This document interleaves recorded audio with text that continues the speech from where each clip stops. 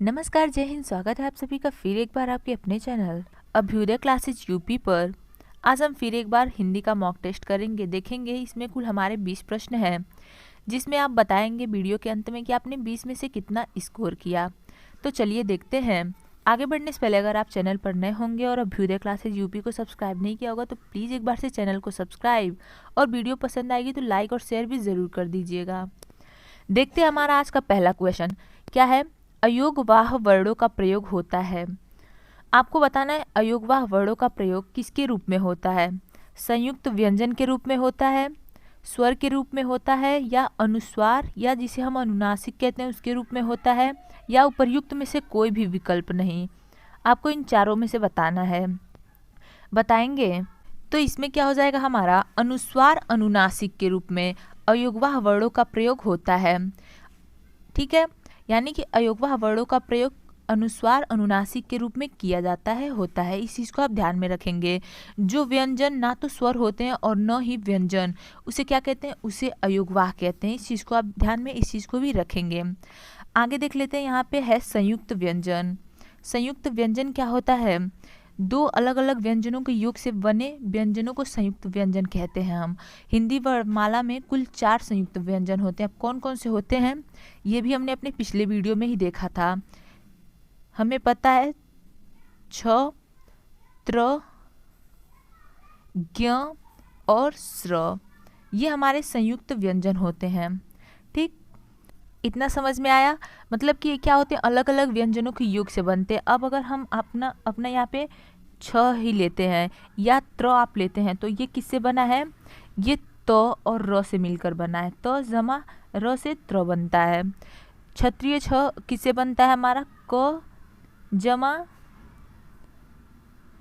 स से, ये बनता है छ हमारा क्षत्रिय छ। और फिर ज्ञ किससे बनता है, ज और य से, ज जमा य से क्या बनता है हमारा, ज्ञ बनता है। इसी प्रकार हमारा जो स्र है वो हमें पता है कि स जमा र से स्र बनता है। ठीक, इस चीज़ को आप ध्यान में रखेंगे, कहीं नोट कर लेंगे। ये हमारे 4 संयुक्त व्यंजन होते हैं। कितने होते हैं, 4। कौन कौन से होते हैं ये तो आपने जान ही लिया। अब अनुस्वार अनुनासिक भी हमने अपने पिछले वीडियो में डिस्कस किया था। KTM 2 आई होप आपको याद होगा ये ट्रिक जो छोटे मोटे हैं। KTM 2 क्या है हमारा, एक बार फिर और उस पर चर्चा कर लेते हैं। कंठ, तालु या तालव्य जिसे हम कहते हैं, मूर्धन्य, दंत्य, यहाँ पे KTM 2, दंत्य और ओष्ठ्य, क वर्ग, च वर्ग, ट वर्ग, त वर्ग और प वर्ग। इससे हमने KTM 2 से याद किया था। क्या हुआ, कंठ, तालव्य या तालु, मूर्धन्य, दंत्य और ओष्ठ्य। क वर्ग का जो भी है क ख ग घ अंग, फिर च वर्ग च छ ज झ ञ, ट वर्ग ट ठ ड ढ अण, त वर्ग त थ द ध न, और ओष्ठ जो ओ है हमारा प वर्ग, प फ ब भ म। इनमें जो 5वां हमारा होता है यानी कि क ख ग घ अंग, अंग, फिर च छ ज झ ञ, फिर अण, न और म, ये जो आखिरी का हमारे आखिरी के 5वें होते हैं यही हमारे अनुनासिक कहे जाते हैं। इस चीज़ को भी आप ध्यान में रखेंगे, ये भी पूछा जाता है एग्जाम में। ठीक है, आई होप आपको इतना क्लियर हुआ होगा, इतना समझ में आया होगा। तो ऑप्शन जो 3rd है हमारा बिल्कुल ही सही है। अगले क्वेश्चन की ओर बढ़ते हैं। इसमें पूछा है कौन सा शब्द कायर का विपरीतार्थक है। आपको कायर का विपरीतार्थक बताना है। कौन सा है, ज्येष्ठ है, शुक्ल है, निडर है या सुंदर है। तो हमें पता है कायर का विपरीतार्थक क्या होगा, निडर होगा। ठीक, अगला क्वेश्चन है अन्वय की दृष्टि से कौन सा वाक्य शुद्ध है। आपको शुद्ध वाक्य का चयन करना है। इसमें पहला है वह आप और मैं चलेगा, ये इसमें अशुद्धि मिल गई हमें। दूसरा है वह आप और मैं चलेंगे। तीसरा है वह आप और मैं चलोगे। तो इसमें एकमात्र हमारा सही विकल्प बचता है ऑप्शन जो हमारा 4थे नंबर का है, वह आप और मैं चलूँगा। यह हमारा सही उत्तर है। ठीक है, ये वाक्य शुद्ध है। अगला क्वेश्चन है कलम तोड़ना मुहावरे का अर्थ है। आपको बताना है कलम तोड़ना मुहावरे का क्या अर्थ है। बताएंगे इसमें पहला ऑप्शन है हमारा दिन रात लिखना, या बहुत अच्छा लिखना, या लिखते लिखते रुक जाना, या लेखनी से संन्यास ले लेना। तो इसमें एकमात्र सही विकल्प है हमारा बहुत अच्छा लिखना। कलम तोड़ना मुहावरे का अर्थ है। सबसे पहले तो ये जान लेंगे मुहावरा जो शब्द है वो अरबी शब्द है। इस चीज़ को भी आप कहीं पे लिख लेंगे क्योंकि ऐसे क्वेश्चन अक्सर पूछे जाते हैं। ये अरबी शब्द है और हिंदी में इसे वाग्धारा कहते हैं। ठीक है, तो यहाँ पे कलम तोड़ना मुहावरे का अर्थ क्या होगा? बहुत अच्छा लिखना। आगे बढ़ते हैं, हम कुछ और भी महत्वपूर्ण मुहावरे पर एक बार चर्चा कर लेते हैं। बंदर के हाथ में आईना, इस मुहावरे का क्या अर्थ होगा? नासमझ व्यक्ति कीमती चीज़ों की कदर नहीं कर सकता है। हम कहते हैं ना बंदर के हाथ में आईना आ गया, मतलब कि जो नासमझ व्यक्ति है वो कीमती चीज़ों की कदर नहीं कर सकता। दिन दूनी रात चौगुनी, ये हम सभी बचपन से ही सुनते आ रहे हैं, खूब उन्नति करो। कोई भी अगर बड़ों का आशीर्वाद लेता है तो बड़े क्या कहते हैं? दिन दुगुनी रात चौगुनी, मतलब कि खूब उन्नति करो। आगे बढ़ते हैं अपने अगले प्रश्न पर। इसमें पूछा हमसे उच्छिप्त व्यंजन, निम्नलिखित में से उच्छिप्त व्यंजन है कौन सा है? पहला ऑप्शन है हमारा ट ठ, ड ढ, ज फ या ढ ढ़। तो ये हमने अपने पिछले वीडियो में समझा था कि उच्छिप्त व्यंजन संख्या में कितने हैं? 2 ही हैं, और वो दोनों कौन से हैं? वो दोनों हमारे ड और ढ हैं। इस चीज़ को आप कहीं नोट करके लिख लेंगे, ध्यान में रखेंगे, ये पूछे जाते हैं एग्जाम में। अगला क्वेश्चन है, सूची 1 के साथ सूची 2 को मिलान कीजिए, इसको सुमेलित करना है आपको। कवि जमा ईश्वर क्या होगा? कविश्वर हो जाएगा। पहले का तीसरे में, कवि जमा इंद्र कविंद्र। बी का पहले में, तो यहाँ पे देख लेंगे ए का तीसरा कहाँ पे है? ए का तीसरा सिर्फ हमारा चौथे ऑप्शन में है, और बी का पहला कविंद्र। सी का वेद जमा अंत क्या हो जाएगा? वेदांत। सी का फोर्थ है हमारा, और डी का शिव जमा आलय यानी कि शिवालय, डी का सेकेंड। ये हमारा फोर्थ ऑप्शन में है, तो एकमात्र सही विकल्प क्या है हमारा? फोर्थ। अगले क्वेश्चन की ओर बढ़ते हैं।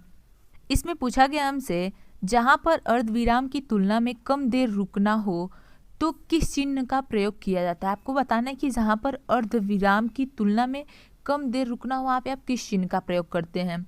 योजक चिन्ह का करते हैं। योजक चिन्ह हमें पता है ऐसे होता है, जैसे आप लिखते हैं माता पिता, तो बीच में आप क्या करते हैं? योजक चिन्ह का प्रयोग करते हैं।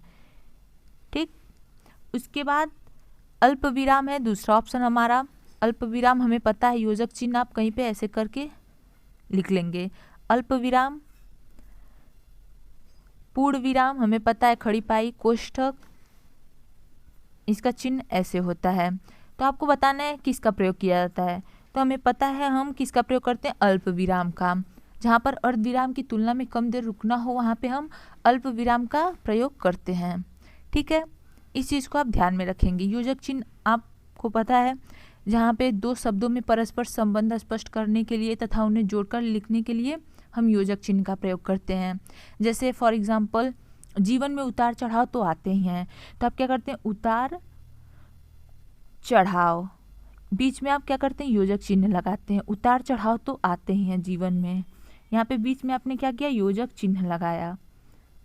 ठीक, वैसे ही पूर्ण विराम हमें पता है, पूर्ण विराम का अर्थ है पूरी तरह रुकना या ठहर जाना होता है वहाँ पे। सामान्यतः जहाँ वाक्य की गति अंतिम रूप ले ले, विचार के तार एकदम टूट जाते हैं, वहाँ पे हम पूर्ण विराम का प्रयोग करते हैं।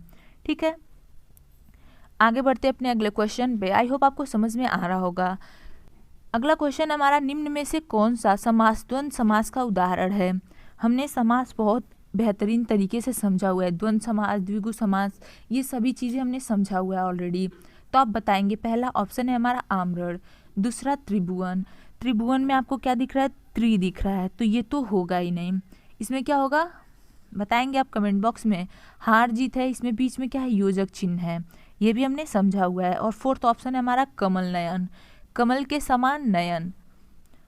अब इतना हिंट मिलने के बाद आई होप आप बताएंगे। इसमें क्या होगा? आम्रड़ होगा नहीं, त्रिभुवन होगा नहीं, ये हमें पता है क्योंकि त्रिभुवन में हमने समझा हुआ है ये द्विगु समास होगा। यहाँ पे द्विगु समास में क्या होता है?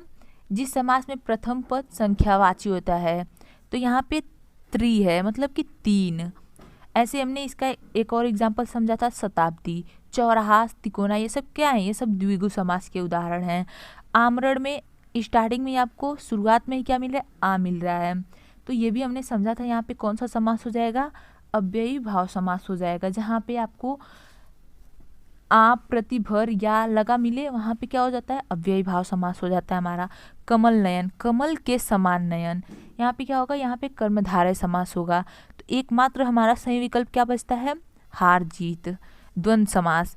ये हमने समझा हुआ था, एक बार और इस पर डिस्कस कर लेते हैं। चलिए देखते हैं। जब हम हार जीत का समास विग्रह करेंगे तो क्या होगा, हार और जीत।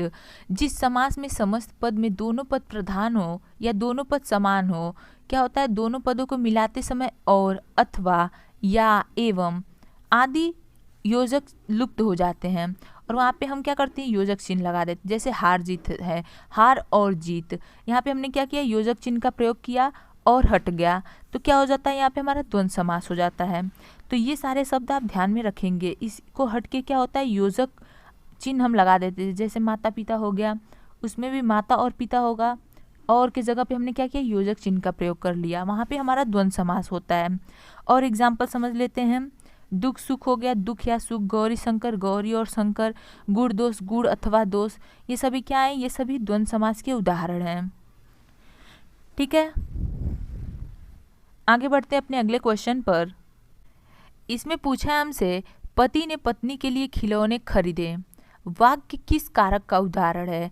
इसमें हमको बताना है कि कौन सा कारक इसमें प्रयुक्त हुआ है। आपादान कारक है, संप्रदान कारक है, संबोधन कारक है या संबंध कारक है, बताएंगे। तो इस चीज को भी हमने पढ़ा है। कारक कितने प्रकार के होते हैं, 8। अब इनकी विभक्तियां भी हमने समझा हुआ है। फिर एक बार समझ लेते हैं क्या होता है। कर्ता ने कर्म को करण से या के द्वारा, संप्रदान को के लिए, आपादान से अलग होने के अर्थ में इसका प्रयोग करते हैं हम, ये हमें पता है। संबंध काकी के रारी रे, अधिकरण में पर, और संबोधन में क्या होता है, हे, अरे, ओ, हाय, ये सारी चीज़ें संबोधन में आती हैं। तो अब हमसे पूछा है पति ने पत्नी के लिए, यहाँ पे क्या है, के लिए खिलौने खरीदे, इसमें क्या हुआ है प्रयोग, अपादान कारक हुआ है। तो अपादान कारक में हमें पता है से अलग होने के अर्थ में इसका प्रयोग करते हैं। तो यहाँ पे कहीं से नहीं है, कहीं अलग होने का अर्थ आ नहीं रहा है, ठीक, तो अपादान कारक होगा नहीं। उसके बाद क्या है, संबोधन कारक भी नहीं होगा, हमें पता है, क्योंकि संबोधन में अभी हमने डिस्कस किया, हे आएगा, अरे आएगा, ये सारी चीज़ें संबोधन में आती है हमारी।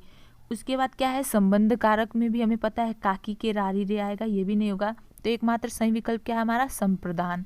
संप्रदान का क्या होता है, संप्रदान को या के लिए। तो यहाँ पे क्या कहा गया है, पति ने पत्नी के लिए, तो उत्तर क्या होगा हमारा, संप्रदान कारक। ठीक है, अगला क्वेश्चन देखते हैं। आई होप आप लोग को समझ में आ रहा होगा। ठीक है, ये क्वेश्चन में हमसे पूछा है अलंकार, कौन सा अलंकार विद्यमान है आपको बताना है। सारंग ले सारंग चली कई सारंग की ओट, सारंग झीनो पाई के सारंग कई गई चोट। उक्त पद्य में कौन सा अलंकार विद्यमान है आपको ये बताना है। सारंग ले सारंग चली कई सारंग की ओट, सारंग झीनो पाई के सारंग।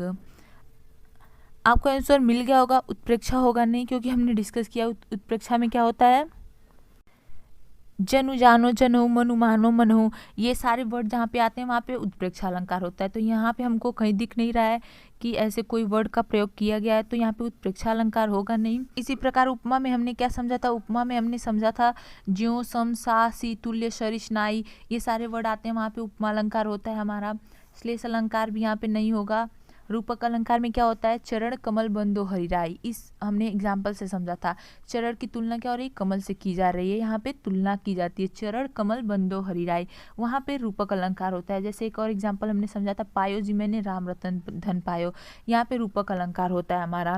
ठीक है, तो यहाँ पे एकमात्र हमारा सही विकल्प क्या बचता है, यमक अलंकार। इसमें क्या होता है, एक से अधिक बार शब्द आते हैं पर अलग अलग अर्थ होते हैं। जैसे सारंग लय सारंग, यहाँ पे आप देख सकते हैं सारंग कितनी बार प्रयोग हुआ है, सारंग लय सारंग चली कई सारंग की ओर, सारंग झीनो पाई के सारंग, कई बार प्रयोग हुआ है पर इसका क्या है, अर्थ अलग अलग है। यहाँ पे हमारा यमक अलंकार हो जाता है। ठीक है, समझ में आ रहा है। श्लेष अलंकार में क्या होता है, एक शब्द होते हैं पर वहाँ पे उसके कई अर्थ हो जाते हैं, वहाँ पे हमारा श्लेष अलंकार हो जाता है। इस चीज़ को भी आप ध्यान में रखेंगे। अगले क्वेश्चन की ओर बढ़ते हैं। इनमें से कौन सा आसन्न भूतकाल वाला वाक्य नहीं है। आपको बताना है क्या इसमें आसन्न भूतकाल वाला वाक्य नहीं है। ठीक, नहीं पूछा है। पहला ऑप्शन है आपने कई पुस्तकें लिखी हैं। दूसरा, उसने बड़ाई का कार्य किया है, या वे आपको बुलाते हैं, या उसने अभी नहाया है। इसमें आपको बताना है कि आसन्न भूतकाल वाला वाक्य नहीं है। तो हमें सबसे पहले देख लेना क्या है। आपने कई पुस्तकें लिखी हैं होगा, उसने बड़ाई का कार्य किया है ये भी होगा, और उसने अभी नहाया है ये भी हमारा आसन्न भूतकाल का वाक्य हो जाएगा। लेकिन जो तीसरा ऑप्शन है हमारा, वे आपको बुलाते हैं, ये बिल्कुल ही सही उत्तर है हमारा। ये आसन्न भूतकाल वाला वाक्य नहीं है। ठीक है, इसको समझते हैं। वे आपको बुलाते हैं, ये क्या हो जाएगा, सामान्य वर्तमान काल का वाक्य हो जाएगा। अब वर्तमान काल हमें पता है, वर्तमान काल, भूतकाल, भविष्यत काल क्या होता है। वर्तमान काल क्रिया के जिस रूप में वर्तमान में चल रहा होता है उसे वर्तमान काल कहते हैं। जैसे वह तेज आवाज़ में गाना सुन रहा है, मेरा मन चाय पीने को कर रहा है, मेरा मन पढ़ने को कर रहा है, ये सारी चीज़ें क्या हो रही है, वर्तमान में हो रही हैं, ये वर्तमान काल के उदाहरण हैं। वैसे ही भूतकाल हमें पता है कि जो हमारा क्रिया के जिस रूप से बीते हुए समय का पता चले उसे क्या कहते हैं, उसे हम भूतकाल कहते हैं। जैसे मैंने पूरा खाना खा लिया था, क्या किया था, मैंने पूरा खाना खा लिया था, ये क्या हो जाएगा, भूतकाल हो जाएगा। भूतकाल का उदाहरण, हेमंत का घर छोड़ दिया था, उसने उसे मारा था, ये सारी चीज़ें क्या है, ये भूतकाल का उदाहरण है। भविष्यत काल भी हमें पता है, वह सब उठा ले जाएगा। उदाहरण इसका यहाँ पे आप देख सकते हैं लिखा हुआ है, क्रिया के जिस रूप से भविष्य में होने वाली क्रिया का पता चलता है। हमें भविष्य में होने वाली क्रिया का पता जब चलता है वहाँ पे हमारा भविष्यत काल की क्रिया कही जाती है, मानी जाती है। जैसे एक और एग्जाम्पल है, कल उसका बोरिया बिस्तर यहाँ से उठ जाएगा, या कल उसका रिजल्ट आ जाएगा, वह कल यहाँ पे, या चाहे कहीं आप वह कल आगरा जाएगा, ये चीज़ें कर लीजिए, क्या हो जाएगा, ये भविष्यत काल के उदाहरण हो जाएंगे। ठीक है, समझ में आ रहा है, आई होप आपको समझ में आ रहा होगा। इसी प्रकार आसन्न भूतकाल हमसे पूछा था, तो आसन्न भूतकाल क्या होता है, आसन्न का अर्थ होता है निकट। क्या होता है, आसन्न का अर्थ निकट होता है, यानी कि जिस क्रिया के अभी अभी या निकट के भूतकाल में पूरा होने का पता चलता है उसे हम आसन्न भूतकाल कहते हैं। यानी कि अभी अभी वो क्रिया हुई है उसे हम क्या कहते हैं, आसन्न भूतकाल कहते हैं। जैसे ऊपर हमारा एग्जाम्पल था, उसने अभी नहाया, यानी कि ये क्या हो गया, पूरा हो चुका है भूतकाल में। अभी, जस्ट अभी उसने ये काम किया है। आपने कई पुस्तकें लिखी हैं, पुस्तकें क्या की हैं, लिखी जा चुकी हैं। उसने बड़ाई का कार्य किया है, उसने बड़ाई का कार्य कर दिया है, लेकिन वे आपको बुलाते हैं, ये इसमें आसन्न भूतकाल नहीं है। ठीक है, समझ में आया, आई होप आपको समझ में आ रहा होगा। चलिए देखते हैं, अपना अगला क्वेश्चन हमारा है, तीर शब्द का पर्यायवाची है। आपको तीर शब्द का पर्यायवाची बताना है क्या है। इसमें से तार है, टुकड़ा है, सर है, या सिर है। तो हमें पता है तीर का एकमात्र सही विकल्प है इसका, तीर का पर्यायवाची क्या हो जाएगा, सर हो जाएगा। ठीक है, अन्य भी पर्यायवाची देख लेते हैं हम एक बार से। जैसे तीर का अन्य और पर्यायवाची हो जाएगा हमारा वाड़ हो जाएगा, सर अभी हमने समझा ही सर होगा, विशिख होगा, और सिलिमुख भी हो जाएगा। इस चीज़ को भी आप कहीं नोट कर लेंगे, सिलिमुख, विशिख और बाढ़ हमें बताइए, ये सभी क्या है, ये तीर के पर्यायवाची हैं। अन्य जो हमारे ऑप्शन थे, जैसे टुकड़ा था, टुकड़ा का पर्यायवाची क्या होगा, अंश होगा, खंड होगा, भाग, ये सारे क्या है, टुकड़ा के पर्यायवाची हैं। तार का हो जाएगा क्रम, सिलसिला, धागा आदि। सिर का हमें पता है शीर्ष होगा, मस्तिष्क होगा और मगज होगा, ये सारे सिर के पर्यायवाची शब्द हैं। कुछ अन्य पर्यायवाची शब्द भी देखते हैं एक बार से। जलज का जो इम्पोर्टेंट है हमारे, जलज का क्या होगा, वारिज होगा, सरोज होगा, पदम होगा। जलद का क्या होगा, घटा, प्रमोद, वालिद, ये सभी क्या है, जलद के पर्यायवाची हैं। कठिन का दुष्कर, दुसाध्य, अगम्य, ये सारे कठिन के पर्यायवाची हो जाएंगे। भूतकाल जो अभी हम समझ रहे थे अपने पिछले क्वेश्चन में, उसका क्या होगा, विगत, गत या भूत। अभी हमने समझा आसन्न भूतकाल, मतलब निकट के समय में हो चुका है वो कार्य, मतलब विगत जो हम बीत चुका है, जो विगत समय में हम कर चुके हैं, अभी ठीक अभी करके आए हैं, मतलब कि पिछला क्वेश्चन अभी हमने करके आया है, वो क्या हो गया, हमारा आसन्न भूतकाल हो गया। ठीक है, तो यहाँ पे भूतकाल का क्या होगा, विगत, गत, भूत आदि, ये भूतकाल का पर्यायवाची होता है। अनुज हमें पता है, अनुभ्राता हो जाएगा, औरज हो जाएगा, कनिष्ठ हो जाएगा, ये अनुज का पर्यायवाची हो जाएगा। तनुज का होगा सूत, सुवन, आत्मज आदि। आंजन का अंजन, सुरमा, काजल आदि, ये आंजन का पर्यायवाची हो जाएगा। श्यामा का तमी, तामसी, तमस्विनी, और अम्ब का अम्बा, माता, जननी आदि, ये सारे पर्यायवाची शब्द आप कहीं नोट करके लिख लेंगे। ठीक है, अगले क्वेश्चन की ओर बढ़ते हैं। कौन सा शब्द स्त्रीलिंग है? अब आपको इसमें बताना है कौन सा शब्द स्त्रीलिंग है। नगर है, आराधना है, द्वीप है या देश है? तो स्त्रीलिंग बताएंगे आप। इसमें होगा हमारा सही विकल्प दूसरा, आराधना एक जो है वो स्त्रीलिंग शब्द है। अगला क्वेश्चन है, दिए गए शब्द का बहुवचन ज्ञात कीजिए। आपको गुरु का बहुवचन बताना है। गुरुजन होगा, गुरु होगा, गुरु होगा या गुरु होगा? तो हमें पता है गुरु का जो बहुवचन होगा वो गुरुजन होगा। हम कहते हैं गुरुजन हमारे, मतलब कि ये गुरु का पर्यायवाची बहुवचन हो जाएगा गुरुजन। अगले क्वेश्चन की ओर बढ़ते हैं। निम्न को सुमेलित कीजिए। आपको सुमेलित करना है। आप क्या होगा? निजवाचक होगा, निश्चयवाचक होगा, संबंधवाचक होगा या अनिश्चयवाचक होगा? यह क्या होगा, कुछ क्या होगा, जो क्या होगा? आपको ये बताना है। बताएंगे?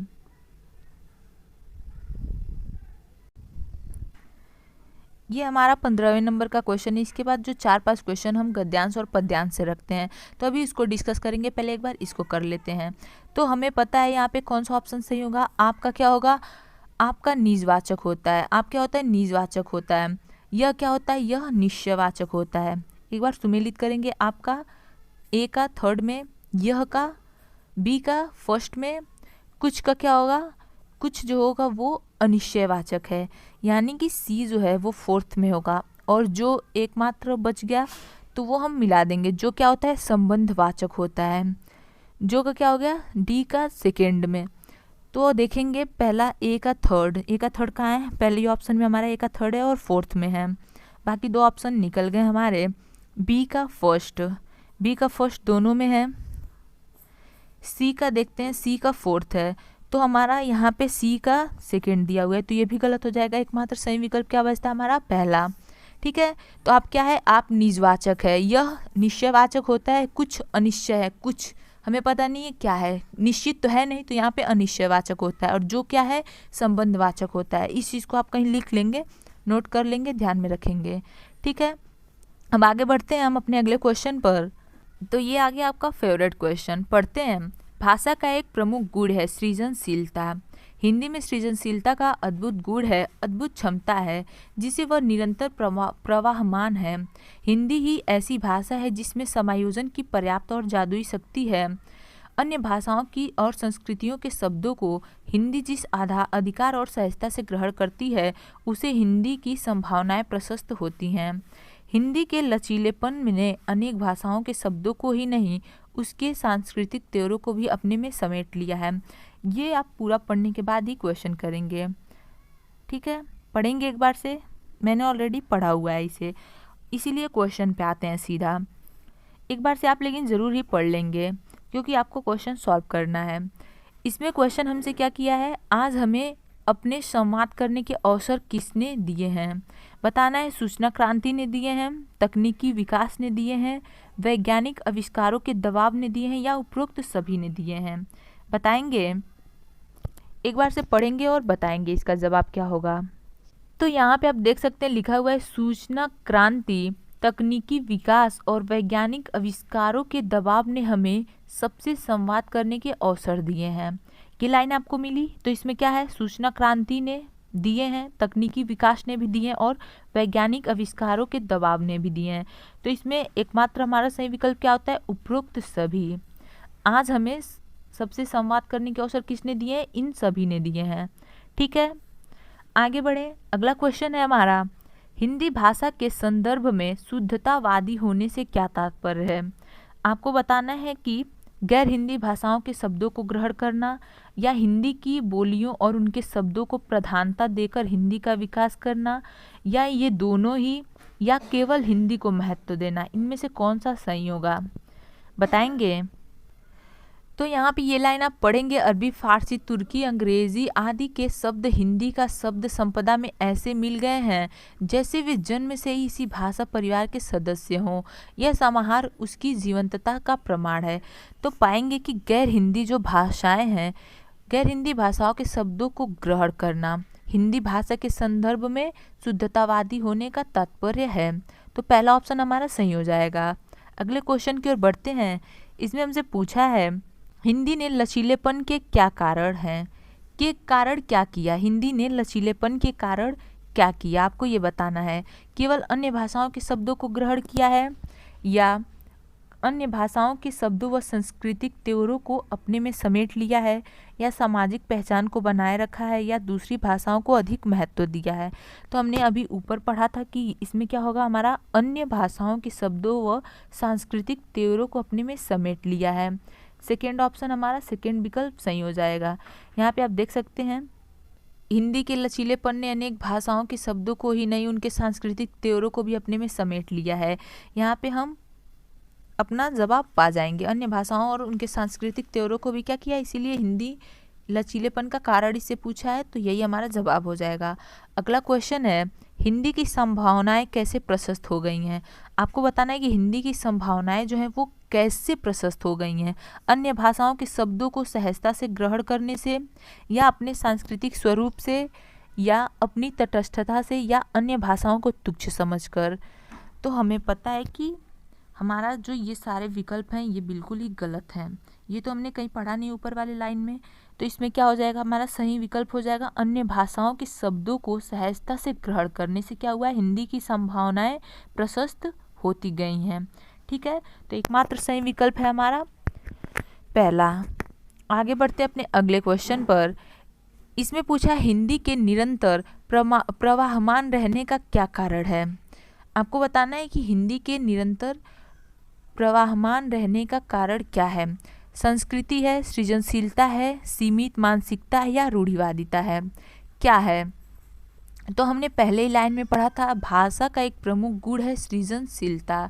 हिंदी में सृजनशीलता का अद्भुत गुण है, अद्भुत क्षमता है, जिससे वह निरंतर प्रवाहमान है। ठीक, किससे है वह निरंतर प्रवाहमान, सृजनशीलता से। जो सेकेंड ऑप्शन है हमारा एकमात्र सही विकल्प हमारा क्या हो जाता है, सेकेंड, बिल्कुल ही सही है। ठीक है, इतना क्लियर है। आई होप आपको आज की क्लास अच्छी लगी हो, समझ में आई हो। सो गाइज, आज की वीडियो में बस इतना ही, मिलते हैं अपने अगले वीडियो में। तब तक के लिए अभ्युदय क्लासेज यूपी से जुड़े रहें। जाते वक्त चैनल को सब्सक्राइब, वीडियो पसंद आई हो तो लाइक और शेयर भी ज़रूर करते जाइएगा। Okay, thank you.